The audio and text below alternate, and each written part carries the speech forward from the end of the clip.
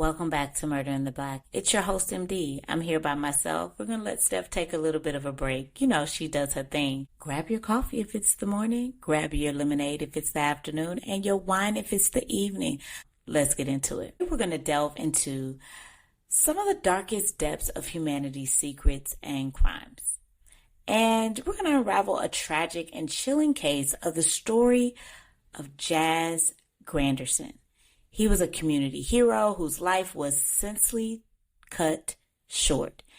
This is a story of ambition, betrayal, and the devastating consequences that come from being in the wrong place at the wrong time. Now, who was Jaz? Jaz wasn't just any man. He was born in St. Louis, Missouri. He was a rising star with an infectious passion for football. From Kirkwood High School to the University of Northern Iowa, Jaz lived a life that was marked by determination and talent. I'm talking from the beginning of the age of 6 years old, Jaz expressed a love and a passion for football. And his father, who inevitably raised him, recognized this passion and supported him in his endeavors. And he allowed Jaz to pursue this love for passion. And Jaz showed up. I mean, he was known as the type of kid that put in unyielding work ethic.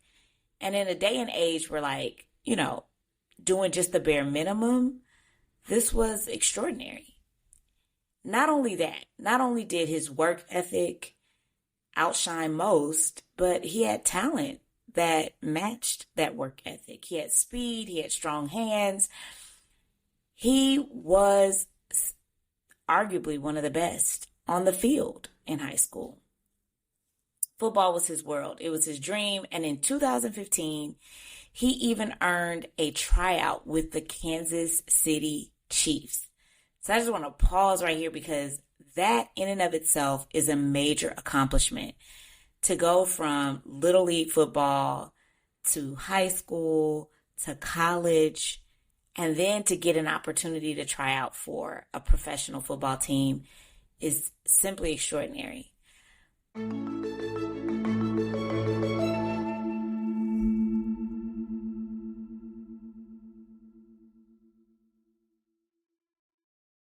But unfortunately, Jaz didn't make it. He didn't make the roster, and that quite honestly devastated him, as I'm sure you could imagine. But Jaz wasn't one to give up, and he did not have a father that allowed him to give up either. His father told him, listen, when your dreams aren't realized, then you got to pursue another dream. And that's exactly what Jaz did. He found his new calling as a coach. And so he didn't give up his love and his passion for football. He just found another way to express that love. And so in 2016, he accepted his dream job at DeSmet Jesuit High School for Boys in Missouri. Now, the football program that he found himself embarking upon, it was a struggling football program. They were not thriving. They were not at the top of their game. But Jaz knew that if he could simply get the boys to buy into believing in themselves, that he could turn this program around. And that's what he was determined to do. So he went out and coached these boys in a way that was unique. He showed up and he did some of the same drills that he was telling and teaching his boys, his players, to do. He mentored them both on and off the field, and he showed them that simply believing in themselves and putting in the work would prove great results. But on October 16th at 12:50 a.m., a 911 call came in, and a man's panicked voice strained through the operator's phone. This man was struggling to describe where he was, and he was barely able to form sentences. He sounded desperate, almost as if he knew that he wasn't going to make it unless someone found him fast. And at the same time, another 911 call came in, and that operator took that call, and it was from a woman who was reporting gunshots near an apartment complex. She expressed that she heard gunshots and she heard a man screaming. These two calls would lead police to uncover a crime that would inevitably shock this entire community. Now, first responders arrive at a common area between the apartment buildings, and it was dimly lit, eerily quiet, except for the flashing police lights. There they found a man lying on the ground. He was clutching his stomach, and it was very clear that he had been shot. And the wound, it was devastating. He was rushed to the hospital, but the damage was just too great. By morning, they pronounced 27-year-old Jaz Granderson deceased. Now, Jaz Granderson's father talked to him every day. He was the type of dad that was very in tune to what his son was doing. And not only that, he kept track of where his son was. So when he called his son and he couldn't get a response, and he texted him and he couldn't get a response, he checked his location, and the location showed that he was at the police's headquarters. And he knew, okay, something's not right. Like, Jaz is not the kind of guy that's going to just be at the police headquarters for no reason. So he knew he needed to figure out what was happening. So he calls up to the St. Louis Police Department, and they inform him that his son was in fact deceased. His father wanted answers because who on earth would want Jaz, a well-liked, well-loved guy, a coach that dedicated his entire livelihood to young men, dead? And thus began this investigation that led police down an impossible road to find the answers, because they couldn't figure it out either. But police did discover a crucial clue. There was a white Jeep Grand Cherokee that was found near the crime scene, but not exactly at the crime scene. It was away from the crime scene, but not too far. They found in this Jeep Grand Cherokee identification that belonged to a Ronnie Wingo Jr. Now, the reason that they knew that this Jeep Grand Cherokee was a part of this crime scene is because that woman that called 911 shortly after Jaz called described screeching tires of a SUV leaving the scene. And then another call comes in notifying police that they saw two men fleeing this SUV and leaving it parked in an alley. So when police put two and two together, they recognized that it's more likely than not that this white Jeep Grand Cherokee was a part of Jaz Granderson's crime scene. And they find the identification belonging, like I said, to a Ronnie Wingo Jr. And they determined that this guy was actually Jaz's childhood best friend. And he wasn't just any old childhood best friend. They grew up together. They grew up playing football from the age of 6, Little League, all the way through high school. And both of them had dreams of making it to the NFL. And while Jaz didn't make it, Ronnie did. And he was a former NFL player. And so police are taking a look at this identification, and they're wondering, could this be some sort of altercation that took place between Jaz and Ronnie that led to Jaz's murder? So they bring Ronnie in for questioning, and Ronnie tells investigators that is the furthest from the truth. Like, it couldn't be more false that he would be a part of his best friend's murder. And so instead, what he shares with investigators is what took place, like, the last time that he saw Jaz. And he tells investigators that he actually did lend his Jeep Grand Cherokee to Jaz that night. He had this Jeep Grand Cherokee while his car was being fixed. And this particular night, Jaz and him went out. They went bowling.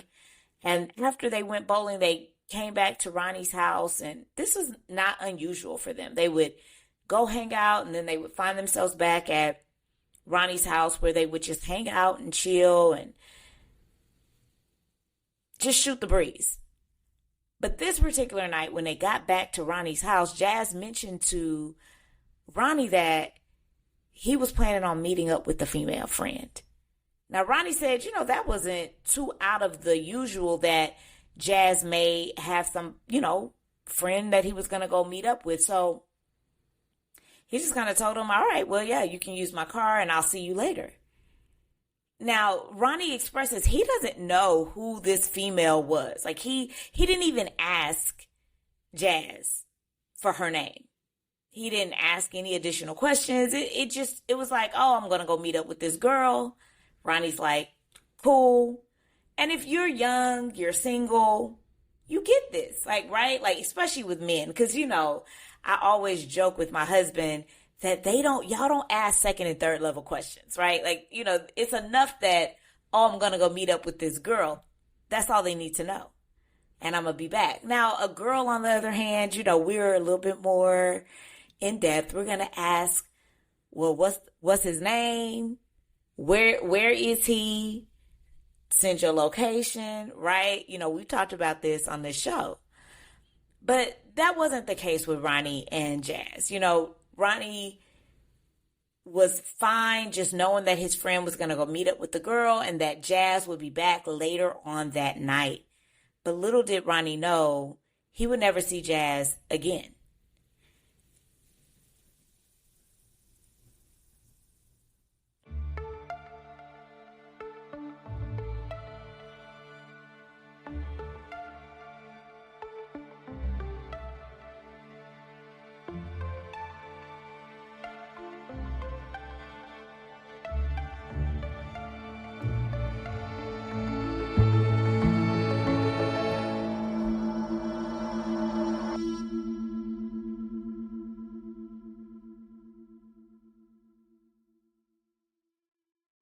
He let Jaz leave in his Jeep Grand Cherokee to see this girl.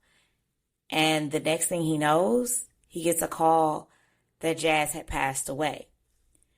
So now investigators are trying to, of course, they got to check out Ronnie's story. They got to make sure that all adds up, that Ronnie's not just saying what he needs to say to get out of being a suspect.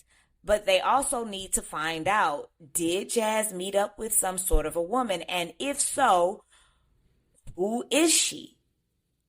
So they attempt to try to just go through Jaz's phone, because that would be the quickest and easiest method to identify this anonymous woman. However, his phone was locked down with the password and they could not get in it. So they had to go about it the hard way, which is they have to pull his cell phone records. And we all know, we've talked about it on this show multiple times.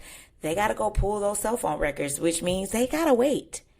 Now, in the meantime, in between time, they did receive an anonymous call from a person that explains that there may be someone that was involved in this crime who lived in the apartment complex where Jaz was shot.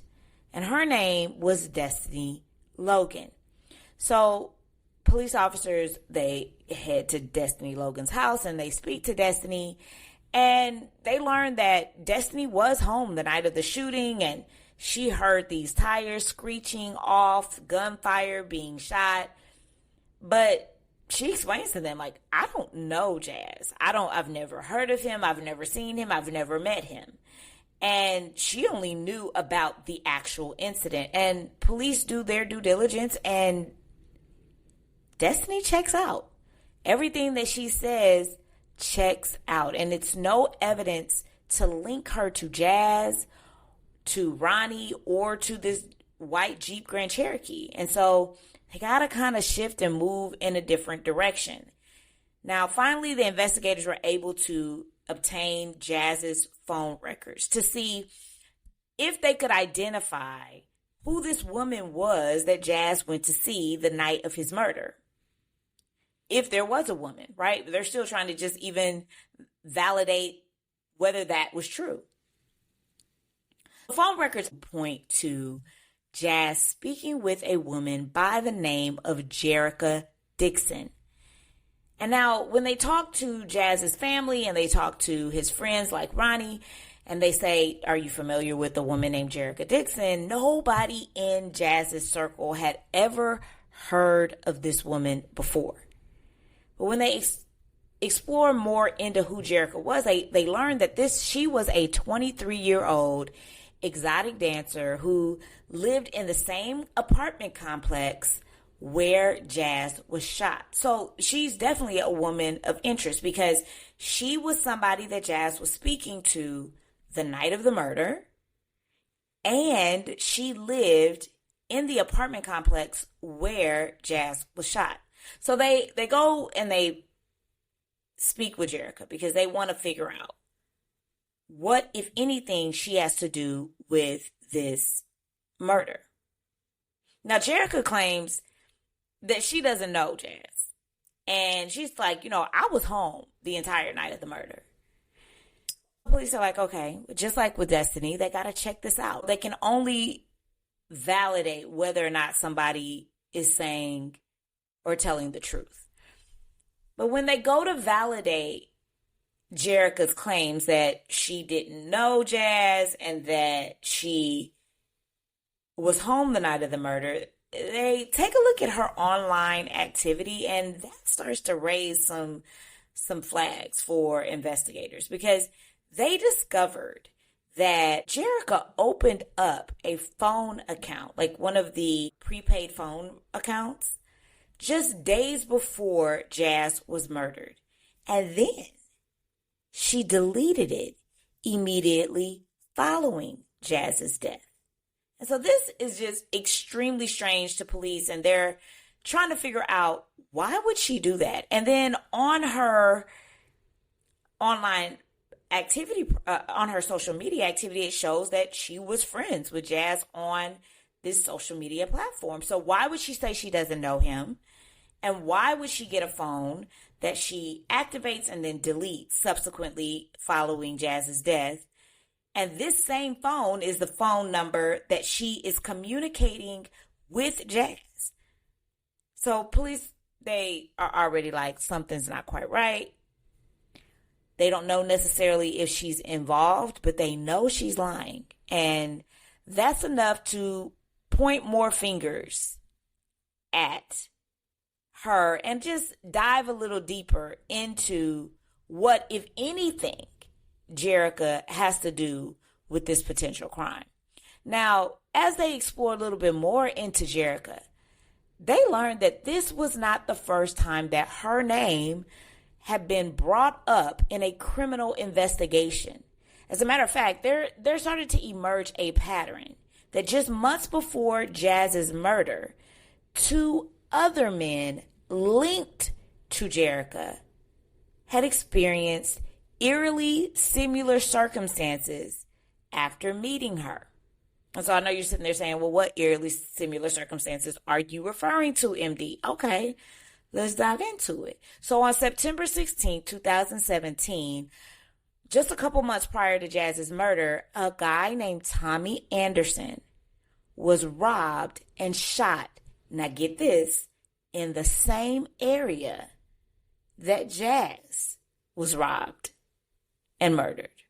Now, Tommy wasn't killed, okay? So Tommy was able to give his account to police, and he tells police that he had met up with this girl at the beginning of the summer in 2017. He exchanged numbers with her, and then she invites him over to her house, to her apartment, to watch movies. Now, when he arrives at the apartment complex, she comes out. Now, that's just strange in and of itself, right? Because typically, if I'm going to come to your house and we're going to Netflix and chill, watch movies or whatever the case may be, I'm pulling into the parking lot. I'm getting out of my car. I'm coming and knocking on your door. And then we are going to chill in your house and watch the movies or Netflix that we said we were going to do.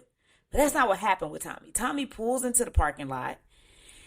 He gives Jerica a call to let her know, hey, I've arrived. And then she's like, oh, I'm about to come out. She comes out and she gets in the car with Tommy. Now, he thought that was strange, but that they were just sitting in the car, because why are we just sitting in the car when I said I'm coming over to watch this movie? But he didn't even have time to process how strange this was, because the next thing that he knew, a black male in dark clothing approached his window, the driver's side window, tapped on the window with the gun, makes Tommy exit the car, and as soon as he does, he shoots him in the shoulder.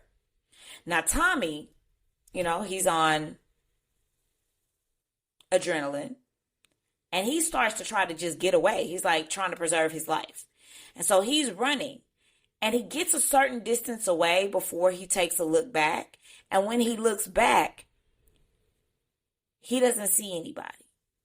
The vehicle is gone. The suspect that shot him is gone. And so is Jerica. But at the time, he didn't think that Jerica was involved. He thought maybe Jerica when he exited the vehicle and started running, got shot and started running, he's thinking maybe Jerica also exited the vehicle and started running and she was able to get away. He wasn't sure. So that case kind of goes, I don't want to say cold, but it just kind of is just sitting there. Now, another individual, Jeremy Williams, had a similar situation that occurred on October 15th. Now, he was also supposed to meet up with a female, and he met up with this female, and an armed, masked man ordered him to exit the car. He exits the car, and he gets shot in the leg. The guy that shoots him in the leg gets into his car and flees the scene. Now, the woman that he was going to go meet, you guessed it, it was Jerica Dixon. And Jeremy is not thinking that Jerica is involved in the carjacking, because she also acted surprised and shocked that this had happened to him. So she's screaming, she's acting like, what's happening? Oh my gosh. So she's playing her part. And so police are like, okay, either this woman is extremely unlucky and keeps finding herself in situations where the dudes that she's talking to and or dating are getting carjacked in the apartment complex in which she lives after she invites them over to see her, or she's involved some kind of way. Maybe, it's starting to seem like a pattern. Like she is luring these men into these remote location areas, i.e. her apartment complex, where she knows nobody's going to be close by. And she's working in cahoots with whoever this masked assailant is, who then robs and shoots them. The only difference here that police are trying to piece together is that Jeremy and Tommy survived to tell the story of what happened to them, while Jaz was shot, which seemed in the stomach, and seemed to have been shot in such a way that he would not live. So police are like, could this be the same person, or is this different? As they're exploring whether or not Jerica could have been a part of this scheme targeting unsuspecting men, they were pretty confident that Jeremy's situation, Tommy's situation, and Jazz's situation were linked.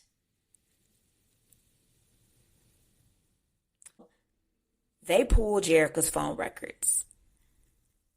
And they located her Facebook, and they had noticed as they were investigating and diving deep in her Facebook profile that she had tagged a guy named Kurt Cobain.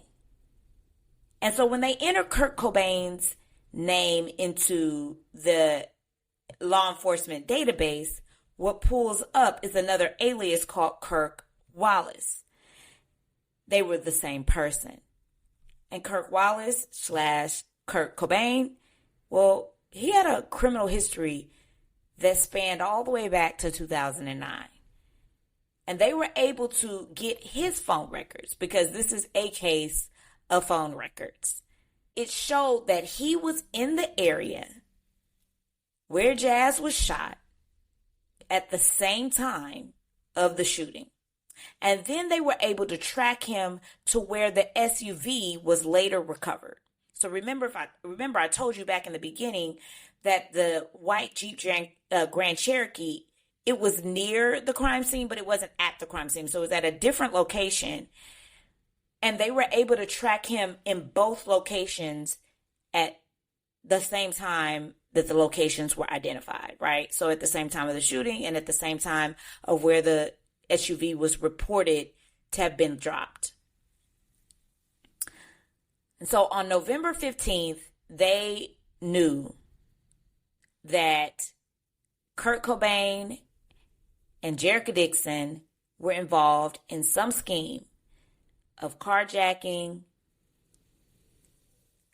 assaulting, and with Jaz Granderson, murder. All of them were indicted federally for the carjacking and eventually also for Jaz's murder. Kirk was sentenced to 60 years in prison, while Jerica received 19 years for her role in the crime. Now, Jaz Granderson's death left a huge hole in the community. He was more than just a coach. He was a mentor. He was a role model. He was a dreamer who inspired his players and those around him to aim higher than what they thought they could. It's so unfortunate that his story ended senselessly as a result of a random act of violence.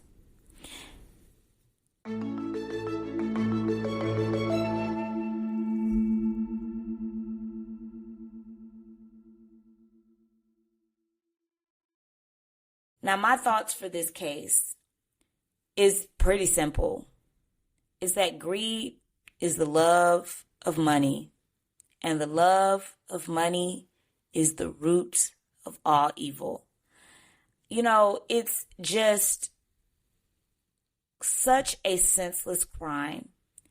And one of the crimes that Steph and I recently covered, at the end of it, the mother was reflecting on the loss of her daughter. And she was saying that she felt like she just wished, her takeaway from the whole case was that people needed to just work for what they wanted instead of trying to get it the easy way. And I look at this case and I just can't help but think of the same thing, because this case involved a senseless shooting of a man who was such a value add to his community.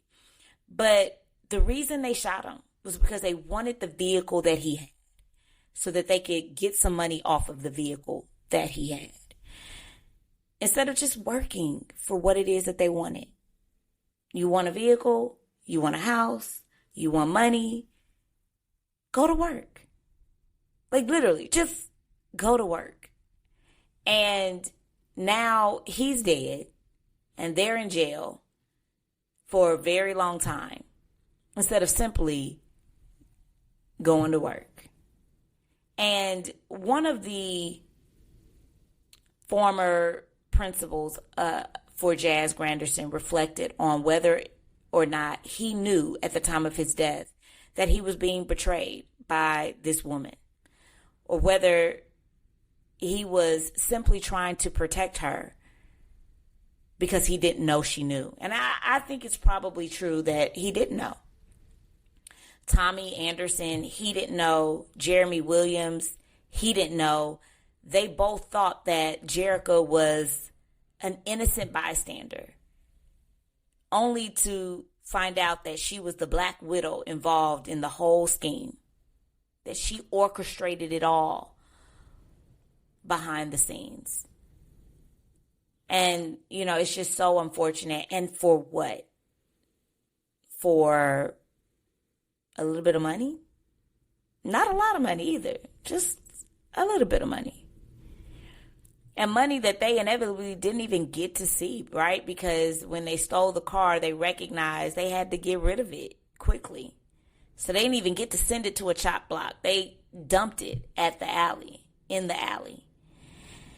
So my heart goes out to Jaz Granderson and the community who is still experiencing the loss of such an amazing young man who never got to really fully live his full potential.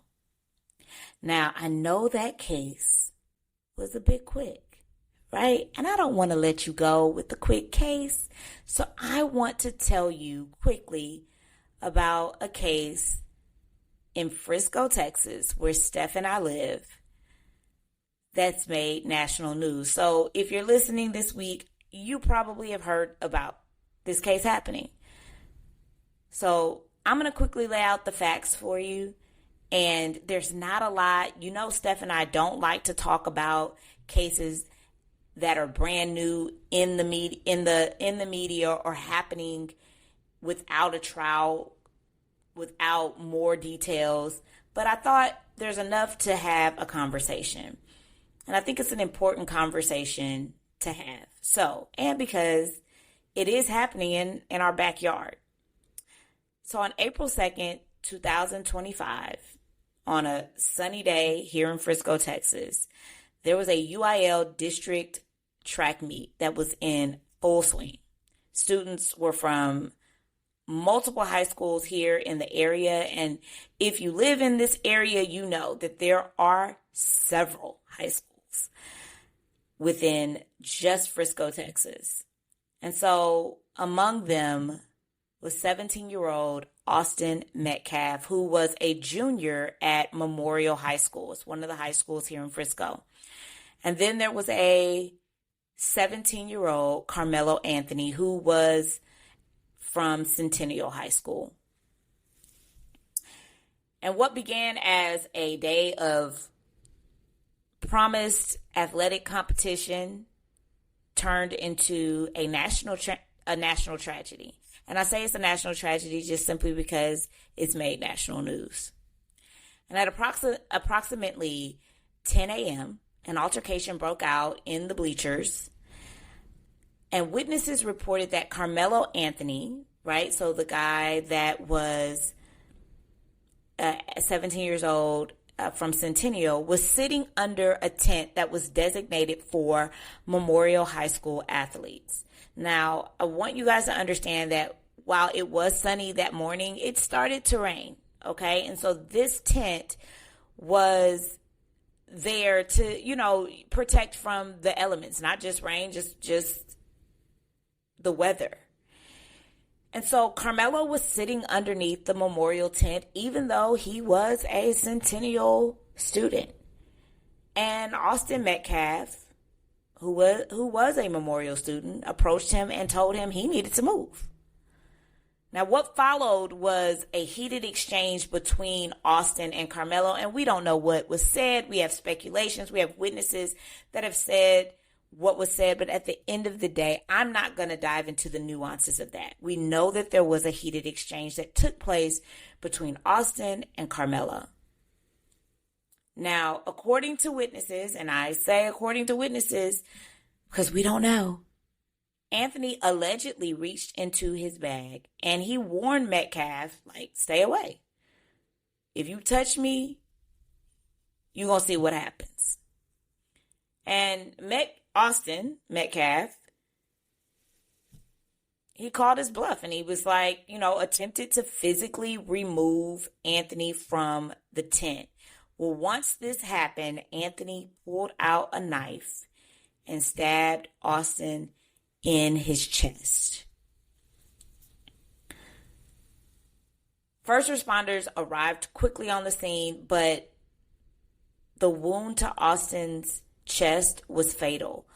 Austin died in his twin brother's arms. Major pause right there. Just such a devastating moment that has left the Frisco community in shock. Now, meanwhile, Carmelo Anthony was taken into custody. At the scene, he did not resist. He willingly went. And according to an arrest affidavit, he did admit to stabbing Austin, and he claimed that it was an act of self-defense. Now, the aftermath of this has left two families completely shattered because these were young boys who had their future ahead of them. They were amazing athletes, both of them in their own right. But the reason why this tragedy has really left the community reeling is because Austin was white and Carmelo was black. And so the racial undertones that exist within this case can be felt far and wide. Carmelo Anthony now faces a first-degree murder charge, and it is believed that his legal team is going to argue that this was an incident that was a result of self-defense. He is actually being held on a $1 million bond, to which his legal team is trying to get his bond reduced. This, like I said, case has sparked intense debate, intense scrutiny. Is this racially motivated? Was bullying a part of this case? So much to be analyzed. Why did Carmelo have a knife at a school event? Why did Austin feel the need to get Carmelo to move and not get adult supervision to aid or assist in this? So much scrutiny, so much questions, so much debate. And it, to be honest, is quite overwhelming. But I'm going to tell you what I believe to be true. That right now, there's so much gossip. There's so much speculation. And there's not a lot of details. You're not going to get a lot of details from the prosecution. You're not going to get a lot of details from Carmelo Anthony's legal defense, because they got to keep that close to the hip. They have to figure out and learn the details of this case as it unfolds. And if they have to do that, certainly we as members of society waiting to find out what's the result of this, we need to be patient and we need to find out too. And Steph and I will definitely keep you posted on how this case evolves. What I will tell you is that both families have expressed that the public remain patient so that they can see how the legal process unfolds. What I know is that this is a huge tragedy for both families. Austin Metcalf's family will never get a chance to hug, hold, talk, or relate to their child, their brother, their nephew, their uncle, whatever he was, their friend, ever again in the human form. And Carmelo Anthony is facing a very lengthy sentence. And what he once knew as life as a teenager, running in a track meet, going to school, enjoying his friends, that's not his future right now. So it's my hope that you true crime fans out there and lovers of Murder in the Black.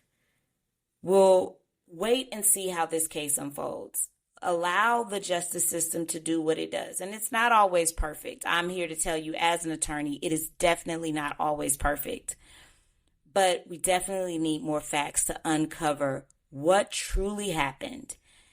And there's a lot of eyes on this case, so I definitely think we will get to what truly happened. No matter what, I think this case, even in its infancy and not knowing much about the facts, is a stark reminder of how quickly lives can change in an instant. Neither one of them, I'm sure, woke up expecting for these events to take place the way that it did. So hold your kids closer. Talk to them about how to process their emotions, how to work through those difficult situations and scenarios that we just never thought we'd have to face, because you just never know. Until then, we'll see you next week. Share if you care with friends and family. This is Murder in the Black.